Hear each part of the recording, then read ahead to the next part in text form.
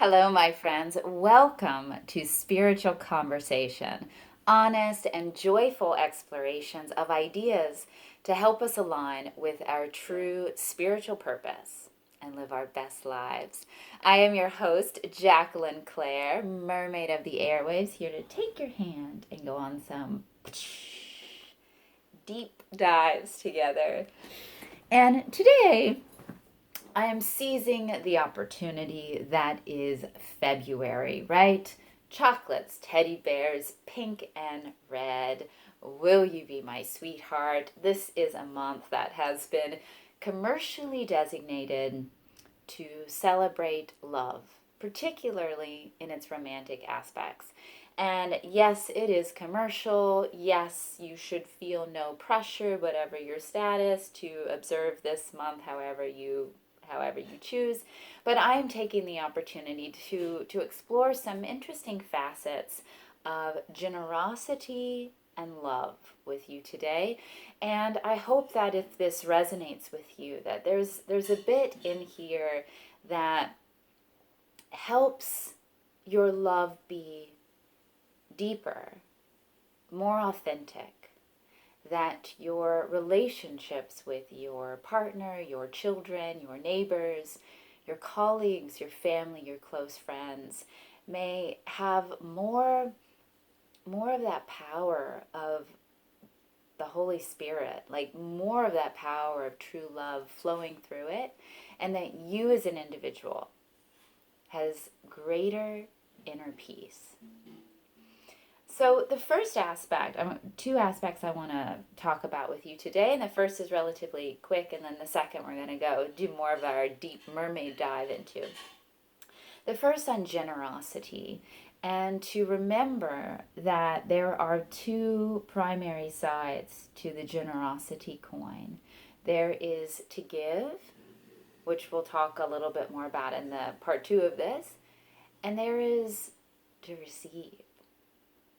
And some people have trouble with either one, but I think the receptive part is the one that's maybe less acknowledged, that some of us may have trouble receiving love truly, receiving a compliment or receiving love without immediately thinking, oh, they don't really mean it, or oh, they're just saying that because they know I want them to, or whatever it is, or like allowing people to do something nice for us, allowing people to do a favor for us, allowing people to give and be generous, to give a gift.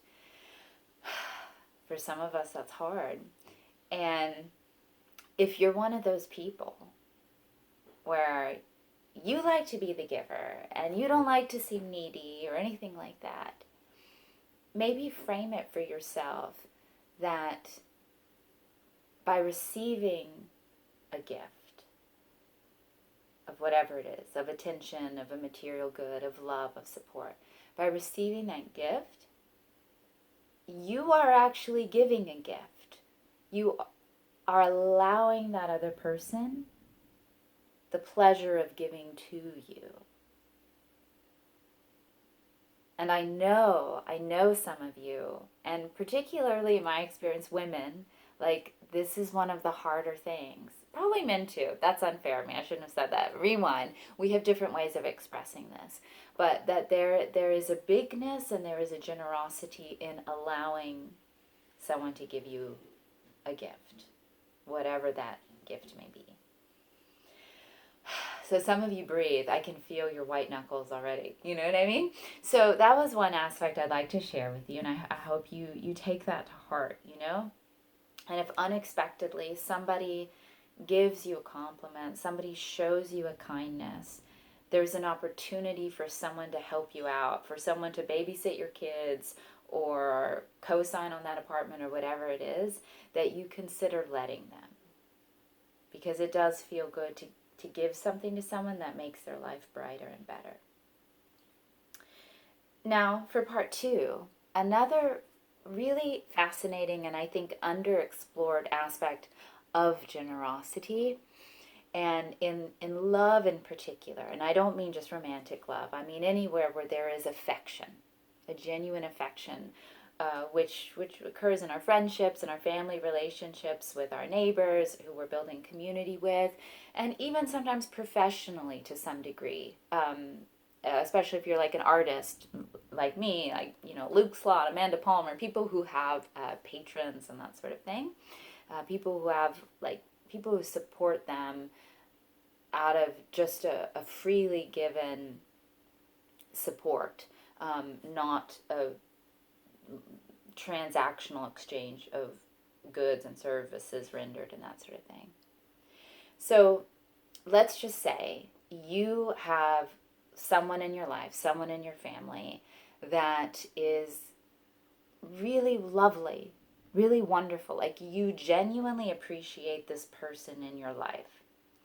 And you appreciate them, you're grateful, and you want to do something nice to them because they deserve it, you know? And so, you want to send a thank you card. You want to give them a gift. You want to cook them dinner. You want to give them a massage. You want to fix their car. You want to do something to show your appreciation. And that is wonderful, and you should.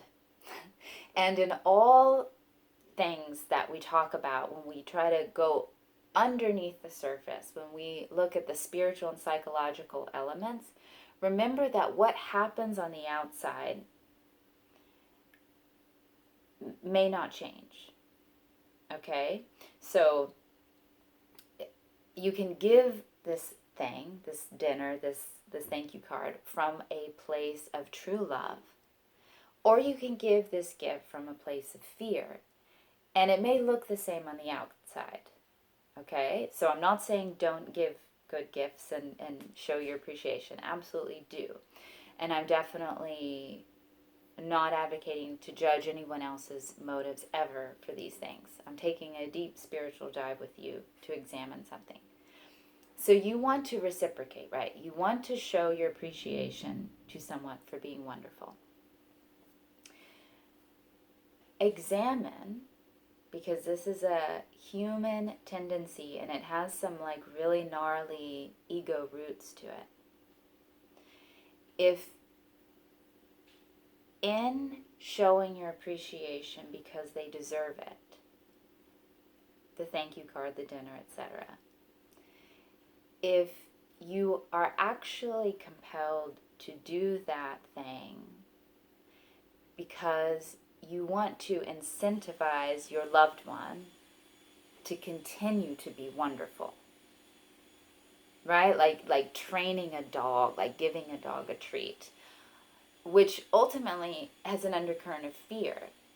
Like, you are melted by love and affection that is freely given. And then the ego mind gets in there and says, oh, this is really good and I don't want this to go away.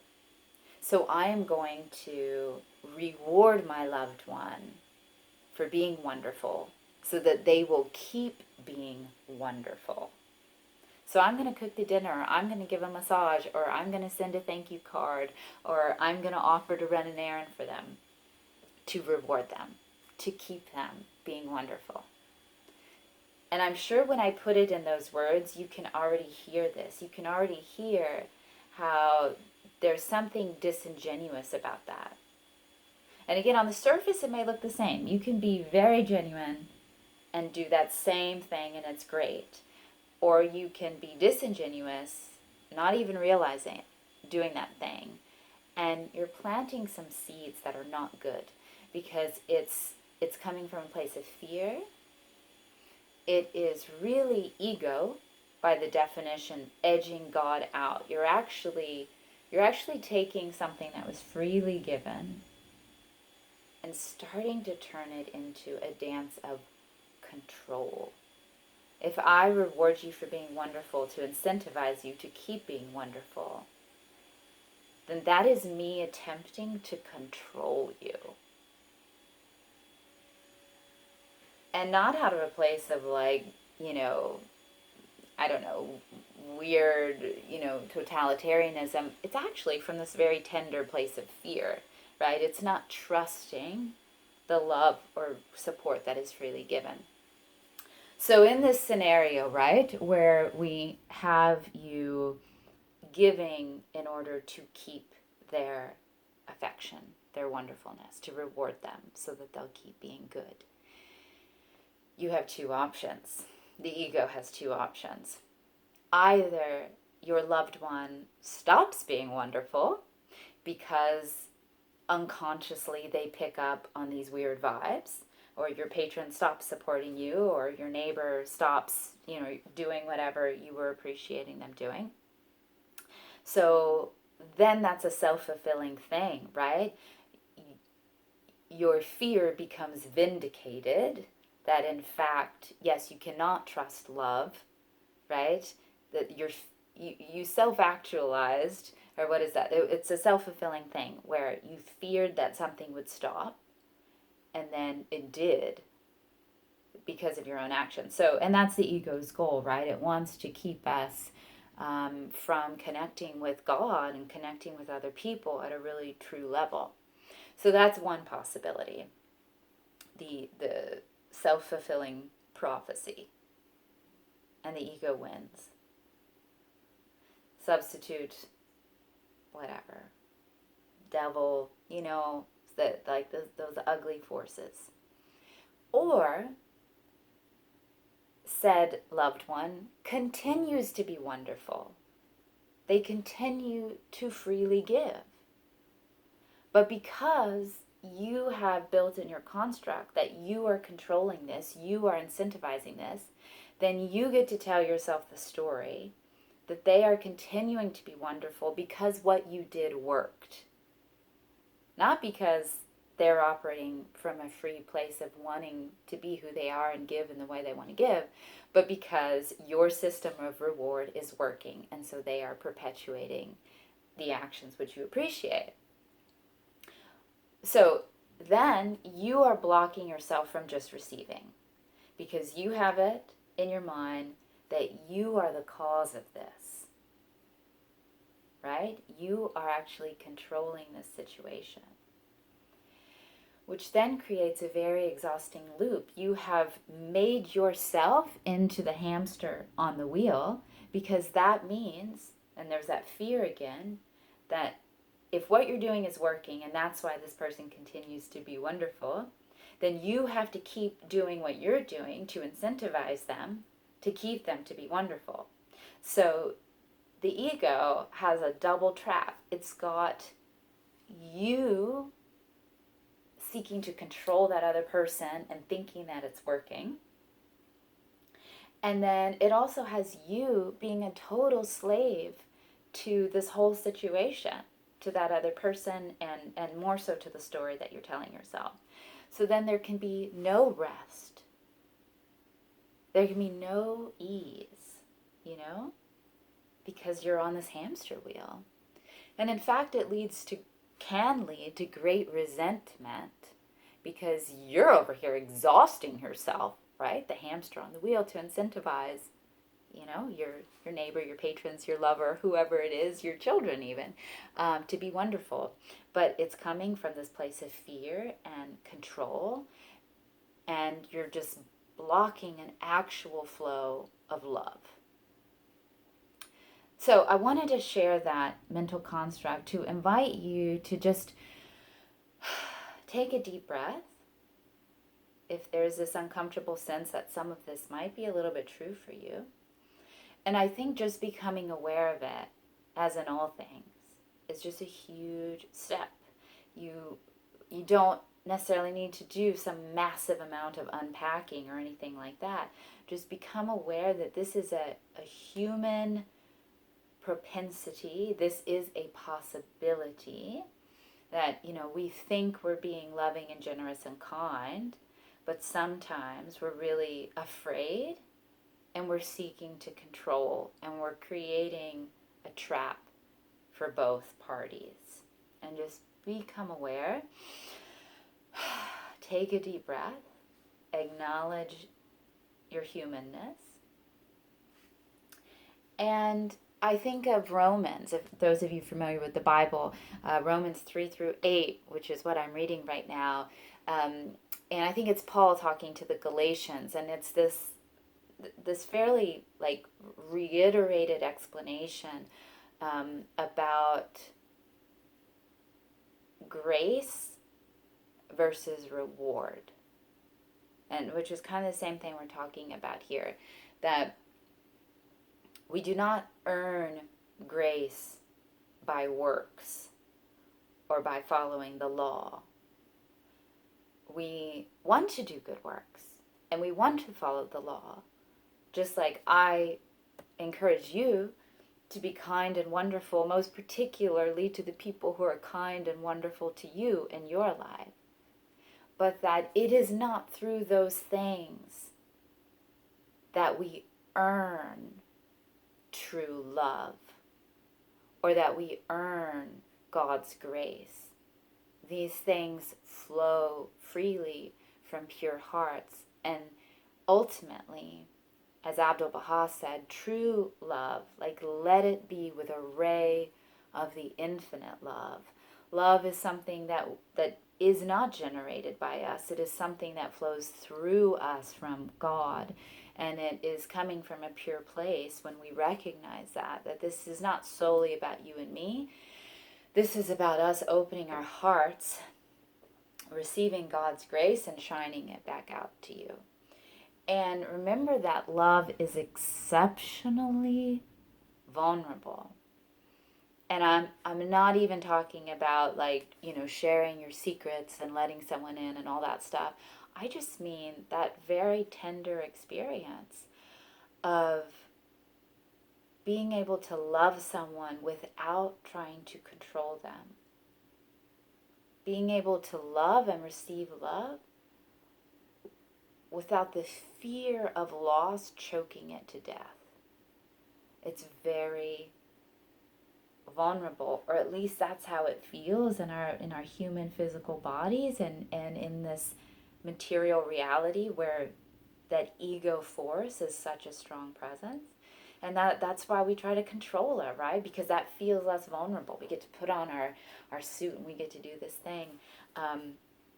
But we're just really blocking out true love and ultimately the purpose of our lives, which is to grow closer to God and to soften our hearts and to let God move us closer to Him, to that which God is.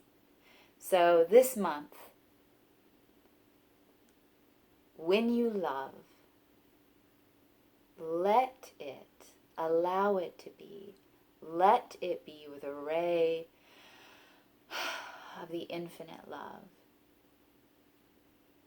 And trust that God has totally got your back, that you can afford to love and you can afford to receive, and you can be this light.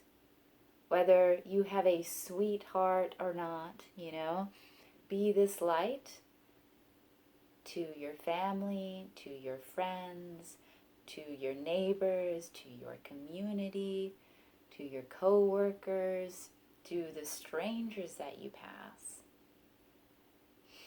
And relax into it and just keep these things in mind. So let me know if this resonated with you at all, if maybe you have a little bit even deeper to go, or some other aspect of these different aspects of love, right? The two sides of giving and receiving, and also to give and be appreciative in an open-hearted way that allows both parties to freely give and to love and to support each other. And to just checking yourself, gracefully check yourself so that you can let go of a desire to secretly control, let go of those fears, and let it be with a ray of that infinite love. Thanks for taking this deep dive with me, my friends. do get in touch with me. You can leave your comments down below on YouTube or through Anchor if you're listening to the podcast. Send a voice memo. You can also email me through my website, JacquelineClaireArt.com/contact. My book, Noble Beings, is available now in paperback as well as hardback, and it is available on Amazon and Barnes & Noble. Those links are in the description box or in the show notes. If you are celebrating a Yamaha coming up, then this might be a great gift for you to stock up on. If you would like to become a sponsor of this podcast or support my work, if you believe in it, you can check out those same links for Patreon or shopping some beautiful, original, spiritual realism, fine art. All right, my loves, until next time, I wish you the best for playing your unique part in making this world a better place. I'll catch you next time.